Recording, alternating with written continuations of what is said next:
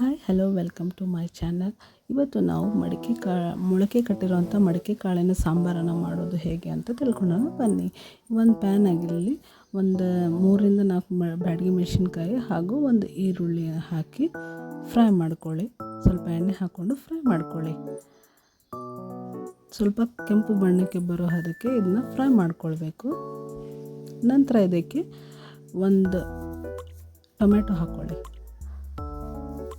Tomato ಕೂಡ ಕೆಂಪಗೆ fry ಆಗಬೇಕು. ನಂತರ ಇದಕ್ಕೆ ಸ್ವಲ್ಪ ಒಣ ಕೊಬ್ಬರಿ ಹಾಕ್ಕೊಂಡು ಚೆನ್ನಾಗಿ ಫ್ರೈ ಮಾಡ್ಕೊಳ್ಳಿ. ಇದೆಲ್ಲ ಫ್ರೈ ಆದ ನಂತರ ಇದಕ್ಕೆ ನಾವು ಸ್ವಲ್ಪ ಅರಿಶಿನ ಪುಡಿ ಹಾಕ್ಕೊಂಡು ಇದನ್ನ ಮಿಕ್ಸಿ ಜಾರ್ನ ಹಾಕಿ ರುಬ್ಕೊಳ್ಬೇಕು. ರುಬ್ಕೊಂಡಿರೋಂಥ ಈ ಪೇಸ್ಟ್ನ ಮೊಳಕೆ ಕಾಳನ್ನು ಸ್ವಲ್ಪ ಒಂದು ಕುದಿಸಿಟ್ಕೊಳ್ಬೇಕು. ಅದಕ್ಕೆ ಇದನ್ನ ರುಬ್ಬಿರೋ ಅಂಥ ಮಿಶ್ರಣವನ್ನು ಹಾಕಿ ಕೈ ಆಡಿಸ್ಕೊಳ್ಳಿ.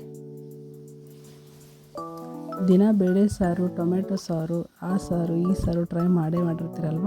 ಮೊಳಕೆ ಕಾಳಿನ ಸಾಂಬಾರನ್ನ ಮಾಡಿ ಮಕ್ಕಳಿಗೂ ಹೆಲ್ದಿಯಾಗಿರುತ್ತೆ, ತುಂಬ ಚೆನ್ನಾಗಿರುತ್ತೆ.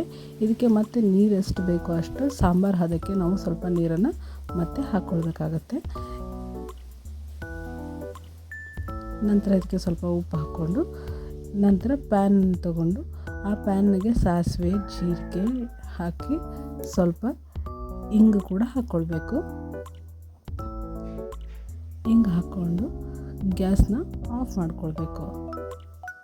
ಈಗ ಸ್ವಲ್ಪ ಒಂದೆರಡು ಮೆಣಸಿನ್ಕಾಯಿ ಹಾಕ್ಕೊಂಡು ಅದಕ್ಕೆ ಅರಿಶಿನ, ಖಾರದ ಪುಡಿ ಹಾಗೂ ಸ್ವಲ್ಪ ಮಸಾಲ ಬೇಕಾದರೆ ಹಾಕ್ಕೊಳ್ಳಿ, ಇಲ್ಲಾಂದರೆ ಅದರಲ್ಲೇ ಮಸಾಲೆ ಇರುತ್ತಲ್ವ ಬಿಡ್ಬೋದು, ನೋ ಪ್ರಾಬ್ಲಮ್.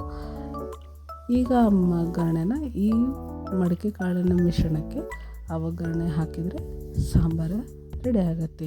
ಅನ್ನದ ಜೊತೆ ಅಥವಾ ಇದನ್ನು ಸ್ವಲ್ಪ ಗಟ್ಟಿಯಾಗಿ ಮಾಡಿಕೊಂಡ್ರೆ ಚಪಾತಿ ಜೊತೆ ಕೂಡ ತಿನ್ಬೋದು. ಚೆನ್ನಾಗಿರುತ್ತೆ, ಟ್ರೈ ಮಾಡಿ ನೋಡಿ. Thank you.